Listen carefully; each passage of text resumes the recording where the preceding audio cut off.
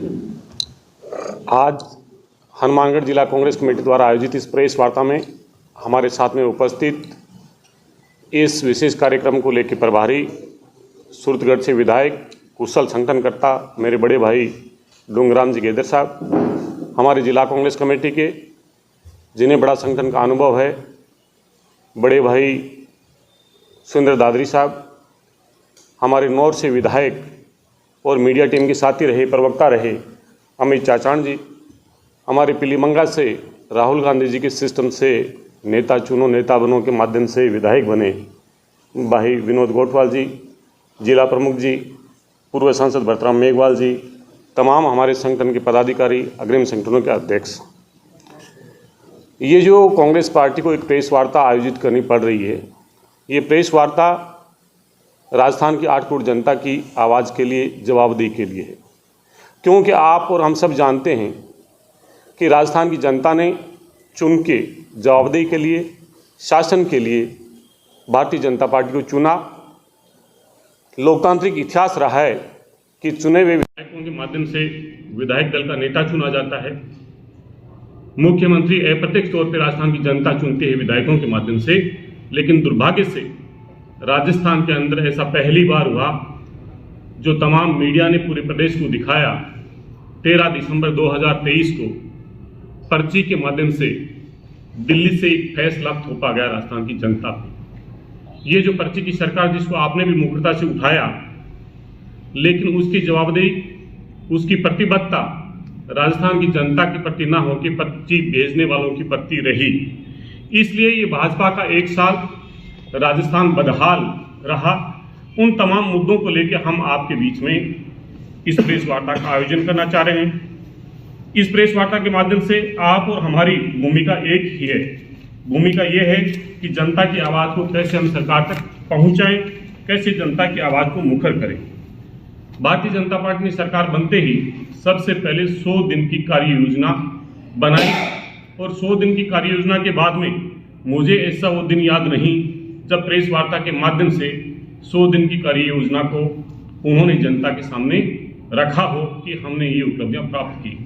सिर्फ एकमात्र काम रहा, पर्ची के माध्यम से चुने हुए मुख्यमंत्री सिर्फ भाषण, बहमन और भ्रमित करने के मुद्दों तक सीमित रहे।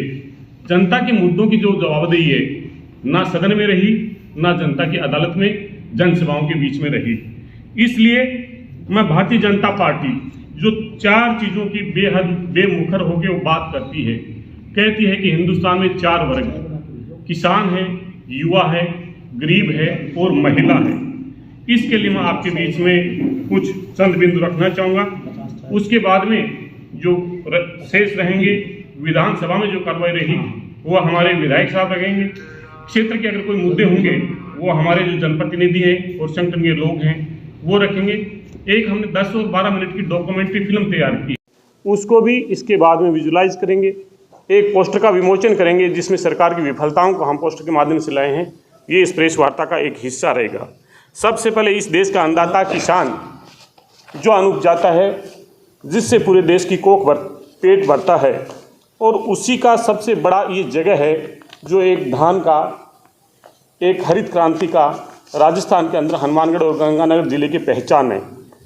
किसान के लिए भारतीय जनता पार्टी ने वादा किया था, प्रधानमंत्री मोदी की गारंटी देके कहा था कि हम किसान सम्मान निधि 12,000 रुपये प्रतिवर्ष करेंगे।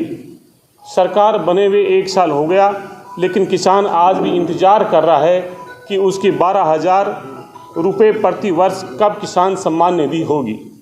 सरकार ने कहा था, भारतीय जनता पार्टी ने कहा था कि हम गेहूं की MSP 2700 रुपये प्रति क्विंटल करेंगे, बोनस जोड़ने के साथ में।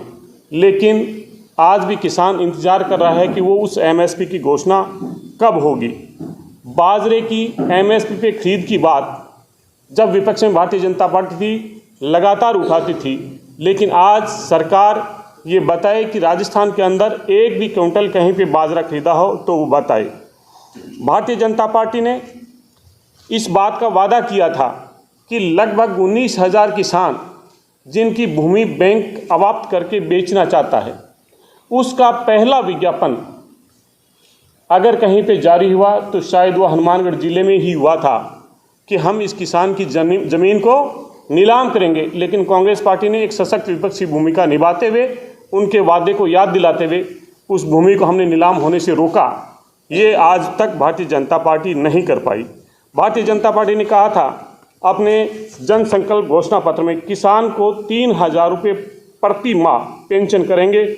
पेज नंबर 18 पे भारतीय जनता पार्टी का जो जन संकल्प पत्र है उस पर लिखा है, लेकिन क्या आज तक वो कर पाए? हम जानते हैं कि किसान की लागत का सबसे बड़ा हिस्सा अगर कोई है तो खाद, बीज और डीजल है। डीजल के लिए उन्होंने जिक्र किया था, पेट्रोल के लिए जिक्र किया था कि हरियाणा के बराबर हम पेट्रोल और डीजल के भाव करेंगे। लेकिन आज भी राजस्थान उस वादे के लिए, मोदी की गारंटी के लिए पूछ रहा है, नहीं हो पाया। अपने घोषणा पत्र में और बजट में सरकार ने कहा था 1,45,000 कृषि कनेक्शन हम देंगे। आज तक वो आंकड़ा जारी नहीं किया।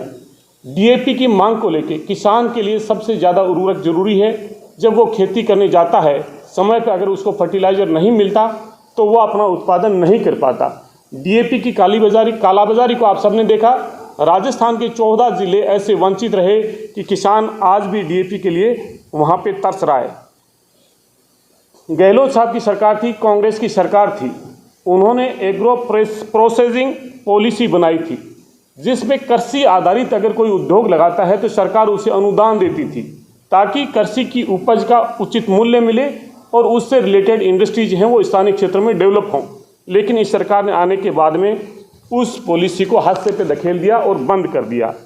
आप और हम सब ने देखा, सरकार बनते ही हमारे मुख्यमंत्री, मध्य प्रदेश के मुख्यमंत्री और उस समय के जो राजस्थान से ही आते हैं केंद्रीय जल संसाधन मंत्री गजेंद्र सिंह जी शेखावत साहब ने एक MOU किया कि हमने ERCP की लंबे समय से जो योजना लंबित थी उसको पूर्ण कर दिया।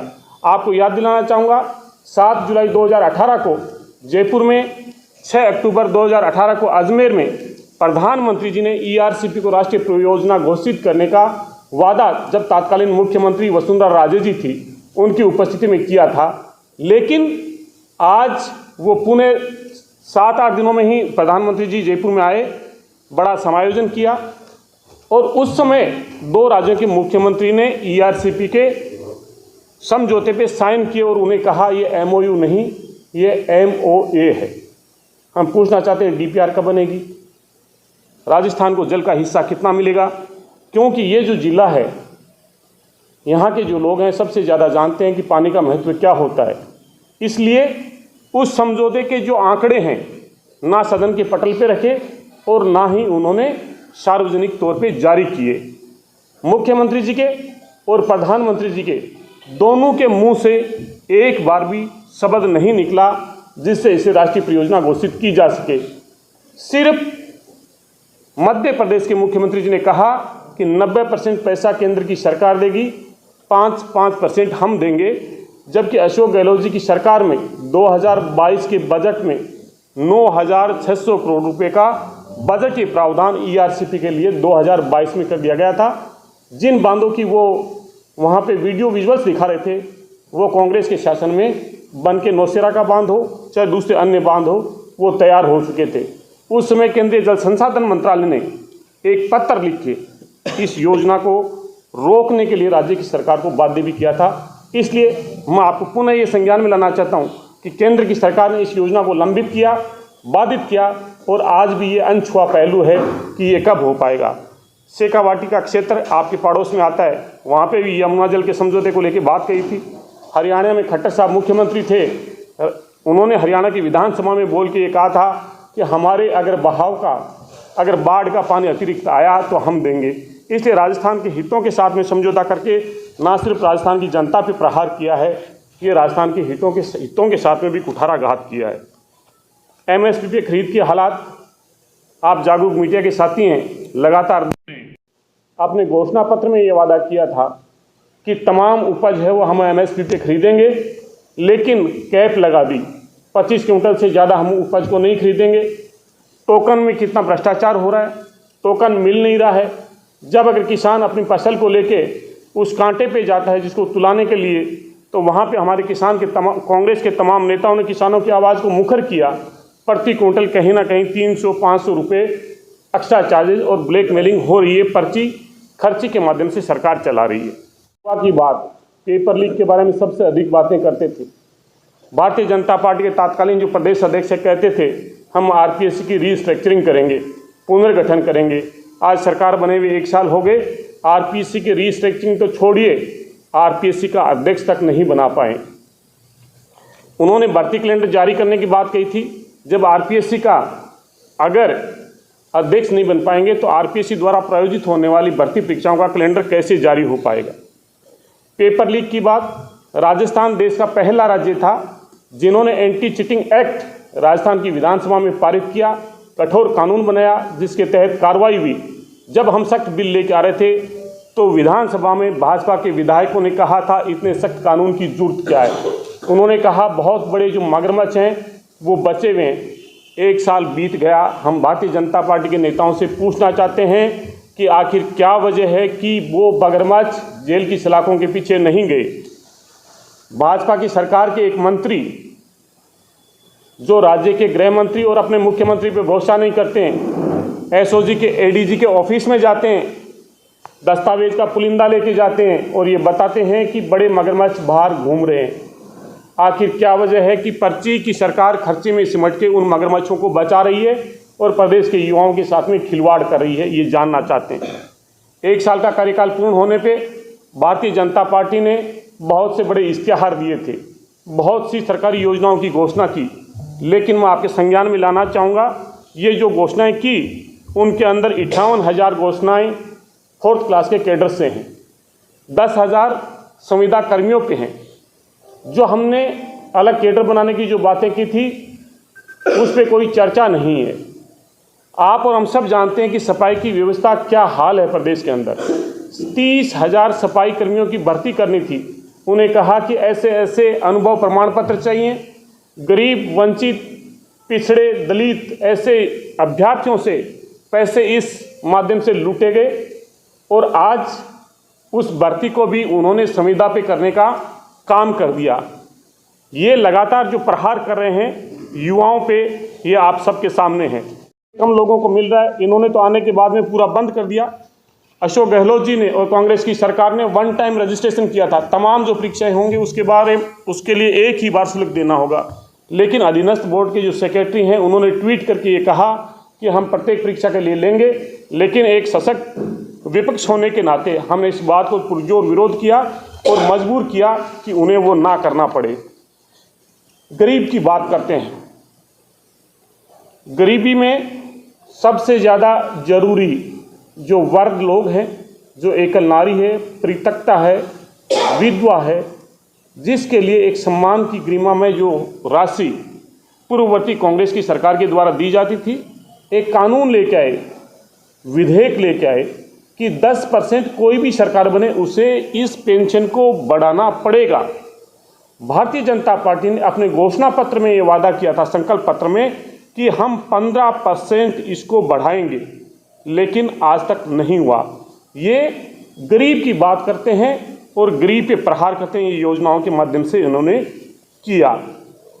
प्रति व्यक्ति आय दुगुनी करने का वादा किया था भारतीय जनता पार्टी ने अपने संकल्प पत्र में, लेकिन 1 साल के अंदर गरीब के ऊपर आय तो दुगुनी नहीं हुई, खर्चा दुगुना हो गया।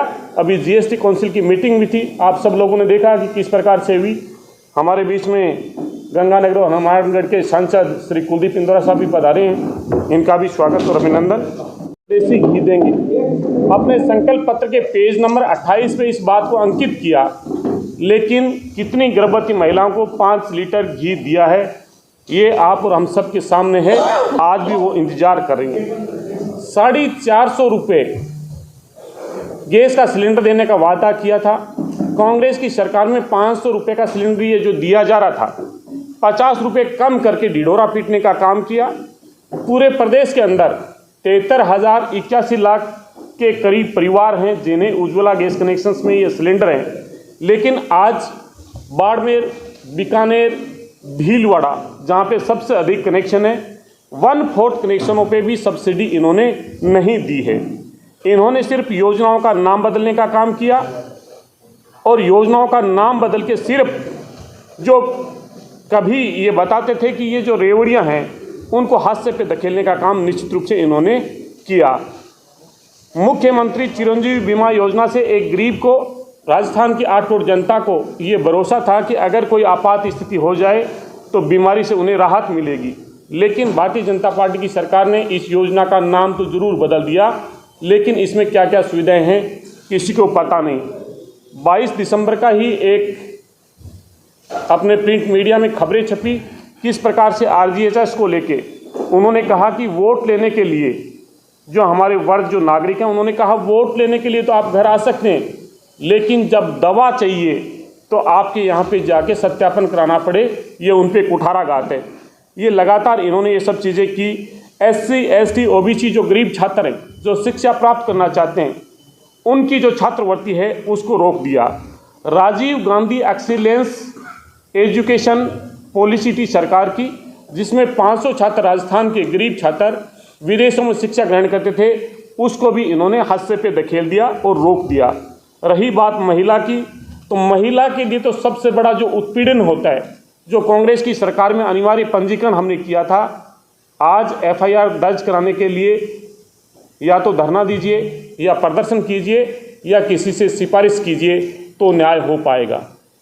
आप और हमने देखा कि नागौर के अंदर दुष्कर्म पीड़िता को जब FIR दर्ज नहीं हुई तो वो पीड़िता अपने पिता के साथ में फांसी के फंदे को गले में लटका लिया था। सवाई माधोपुर के अंदर दुष्कर्म पीड़िता जब न्याय की मांग कर रही थी तो अपराधियों के हौसले इतने बुलंद थे कि उसके भाई के घर में घुस के निर्मम हमला किया।